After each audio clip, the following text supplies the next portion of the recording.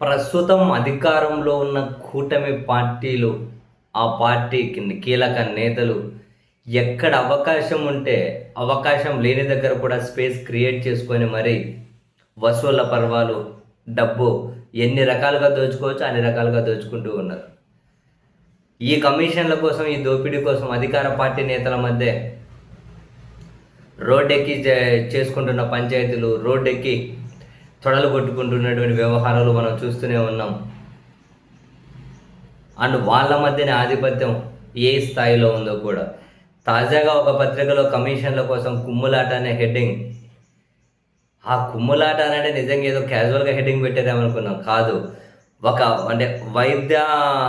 AP వైద్య సేవలు మౌలిక సదుపాయాల అభివృద్ధి సంస్థ, ఏపీఎంఎస్ఐడిసి అంటారు. ఏపీ వైద్య సేవలు మౌలిక సదుపాయాల అభివృద్ధి సంస్థ, ఏపీఎంఎస్ఐడిసి.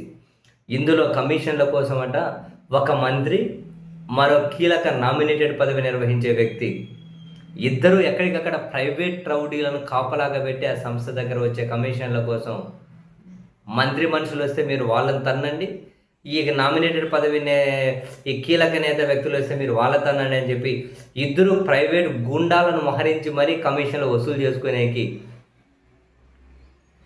తెగబడ్డారట. నిజంగా ఆశ్చర్యం అనిపించింది వార్త చదివితే. సీరియస్లీ, ఏకంగా ఒక మంత్రి అట, మరో కీలక నామినేటెడ్ పదవి ఉన్నటువంటి నాయకుడు అట, కమిషన్ల దందా కోసం ప్రైవేట్ సైన్యాన్ని మోహరించారట. పైగా వీళ్ళు వస్తే వాళ్ళు దంతారట, వాళ్ళు వస్తే వీళ్ళు దంతారట. ఏం నడుపుతున్నారయ్యా ప్రభుత్వాన్ని. వైద్య శాఖలో కాంట్రాక్టర్ల నుంచి కమిషన్లు దండుకునే వ్యవహారంలో అధికార కూటమికి చెందిన ఇద్దరు నేతల మధ్య వివాదం రోజు రోజుకు ముదురుతోంది. ఏపీ వైద్య సేవలు మౌలిక సదుపాయాల అభివృద్ధి సంస్థ ఏపీఎంఎస్ఐడిసిలో తాము చెప్పిందే ఫైనల్ అంటూ ఒక మంత్రి అంటే ఒక అమాత్యుడి వర్గం ప్రచారం చేస్తుందట. దీనిపై ఓ నామినేటెడ్ పదవి పొందిన నేత రగిలిపోతూ ఉన్నారట.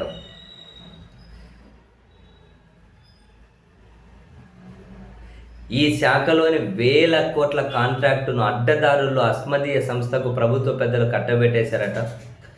మరొక వైపు మందులు, సర్జికల్స్, వైద్య పరికరాలు కొనుగోళ్లు, సెక్యూరిటీ, శానిటేషన్, ఇతర సేవల్లోనూ కమిషన్లు దండుకోవడమే పనిగా పెట్టుకున్నారట. వీరి దోపిడీకి ఏపీఎంఎస్ఐడిసి కేంద్రంగా మారిందట. మందులు, సర్జికల్స్, వైద్య పరికరాల కొనుగోలు, సెక్యూరిటీ, శానిటేషను, ఇతర సేవల కల్పనలు, కాంట్రాక్టర్ల నుంచి అమాత్యుడు అంటే మంత్రి, అమాత్యుడు ప్రత్యేక ట్యాక్స్ వసూలు చేస్తూ ఉన్నారట. ఆయన్ని కలిసి వస్తేనే కాంట్రాక్టు, బిల్లులు, పర్చేస్ ఆర్డర్ ఇస్తామని కాంట్రాక్టర్లకు అధికారులే బాహాటంగా చెబుతూ ఉన్నారట.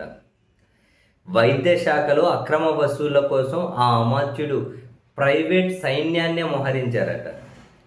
వీరిని కలిసి డీల్ కుదుర్చుకున్న వారికే కాంట్రాక్టులు అన్నట్టుగా